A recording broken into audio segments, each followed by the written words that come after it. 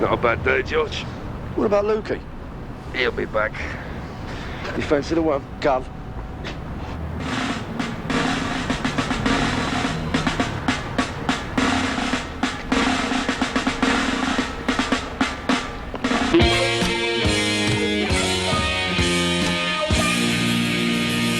Morning all, and welcome to Sweeneyology, the series where I follow in the filming footsteps of the greatest TV series ever made. Today's caper takes in an area around West Brompton and Fulham. We'll be following on the trail of some right slags. Come on, let's go. Our first stop is Margravine Cemetery, just south of Barons Court Tube. In the episode Hit and Run, George's wife Alison has been mown down and killed, having been mistaken for the target of a hit meant for one of her colleagues. Alison's funeral takes place here in Margravine Cemetery Chapel. Here we can see the chapel as it looks now. No coppers about today though, just a few squirrels and pigeons.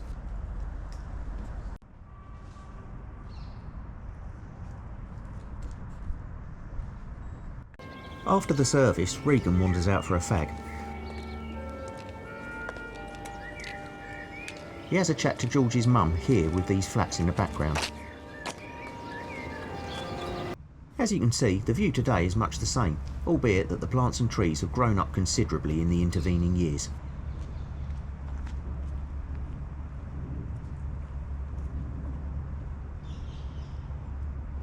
Here's a little side-by-side of then and now.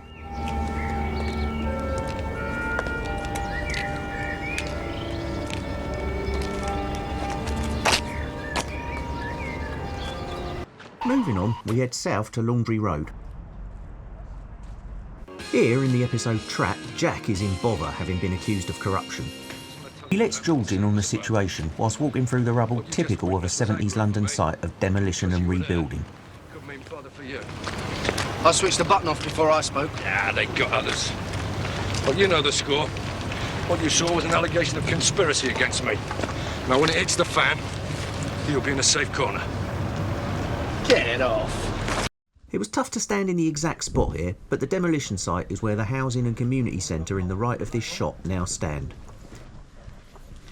In the next shot, George and Jack are smudged whilst the get-out envelope is exchanged. Notice the Emperor's State building in the background and this top corner window, which is Arad. Here's that same window now. We can't really see the Emperor's State from this angle, but it is visible peeking through this passageway between the flats a bit further down. Location 3 is another cemetery, this time Fulham, where we pick up two separate episodes. In sweet smell of succession, crime boss Joseph Castle is being buried, and rival factions are jostling for position to take over his empire.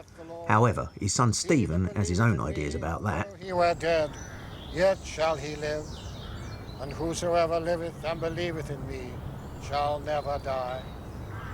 I know. You wouldn't think they were burying one of the biggest villains in West London, would you? That bird's actually crying. Due to the framing and camera movements, it wasn't that easy to pinpoint exactly where in the cemetery filming took place. However, this is the general area today.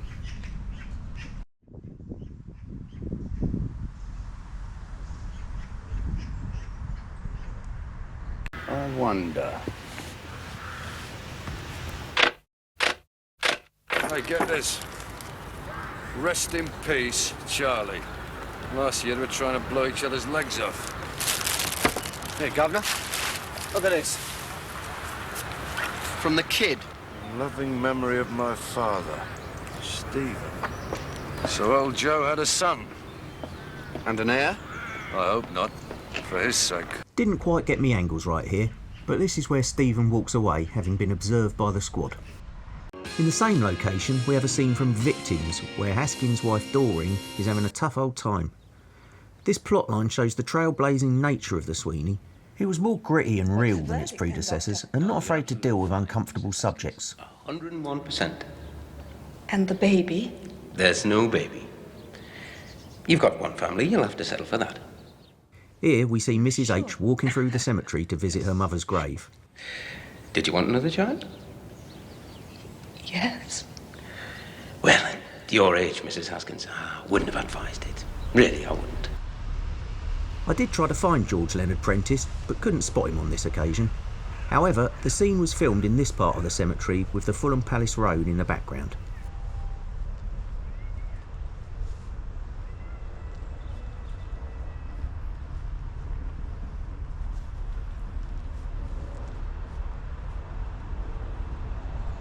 Next, we head further south towards the river near Putney Bridge Station, where in the episode Taste of Fear we encounter one of the series' hardest villains, Tim Cook.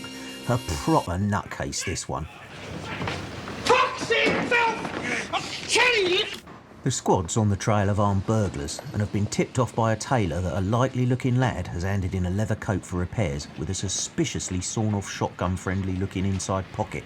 Mr. Benjamin. Yeah? Detective Inspector Regan, flying squad. Here we see the same area today, and it's one of those little time capsules that remarkably hasn't changed a great deal. The shop is even still a dry cleaner's. After lying in wait for Cook as he comes to collect his jacket, George tails him to find out where he's hiding out. They end up in the countryside, so presumably Cook headed onto a train here at Putney Bridge.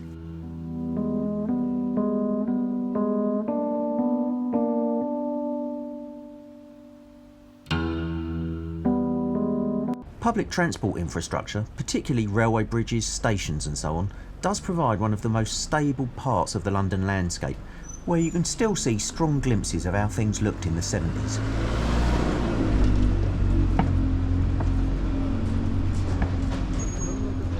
Let's have another little side-by-side.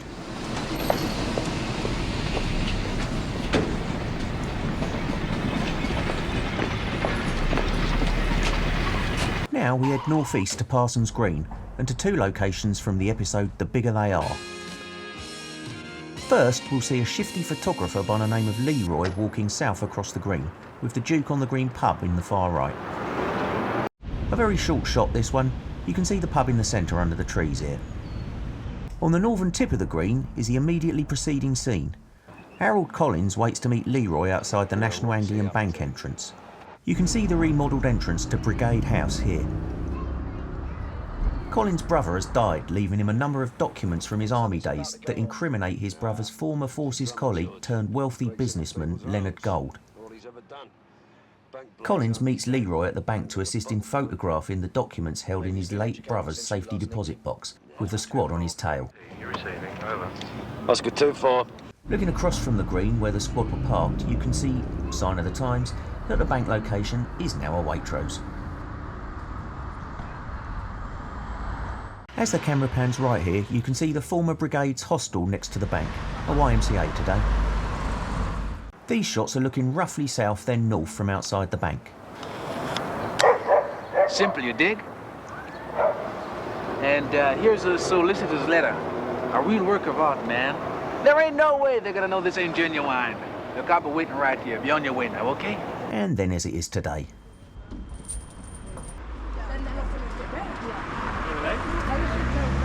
One of Gold's associates is also intent on taking out the dodgy duo.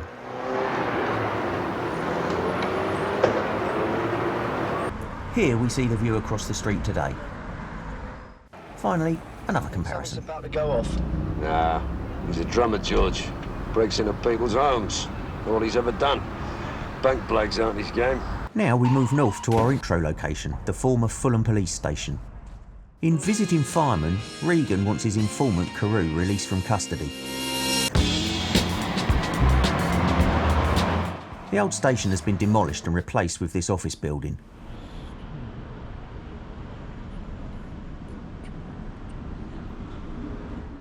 In Messenger of the Gods, Regan and Carter have been questioning local Lothario Lukey Sparrow about a load of missing mercury.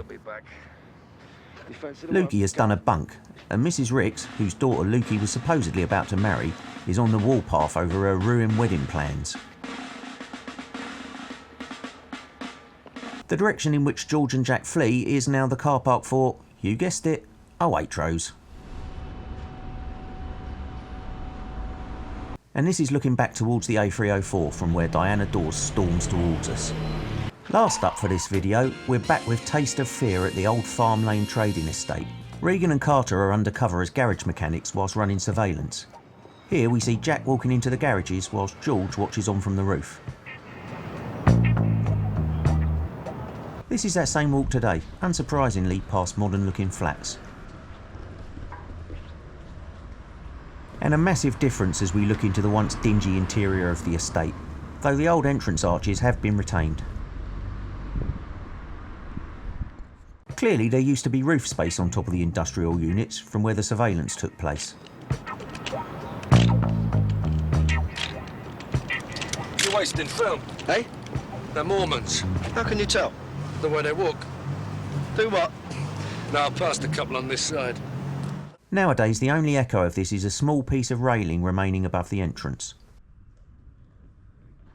Looking down to street level, here's small-time draftsman Uncle Tug Wilson paying a visit to Susie Farmer, sister to one of the armed robbers and in whose travel shop they are currently holed up.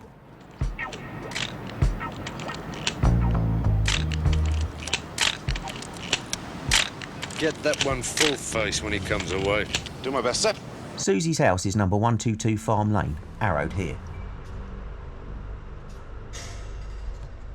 Uncle Tug Wilson. Check him out, then give his drum a spin. Me? Why not? I'd love to have a go at it. Two other things to point out. Firstly, our old friend the Empress State Building behind Regan's shoulder So here. remind him. Tell him the story about the tall man with the big keys. Right. Put the breeze up his kilt. And looking southeast, a now Premier League football ground in the days when it had weeds growing through the terraces and cars parked behind the goals. So that wraps it up for this video. Here you can see the route I walked and how much of the trip we've covered so far. The rest will be covered in the next video. Hope you enjoyed it and thanks for watching.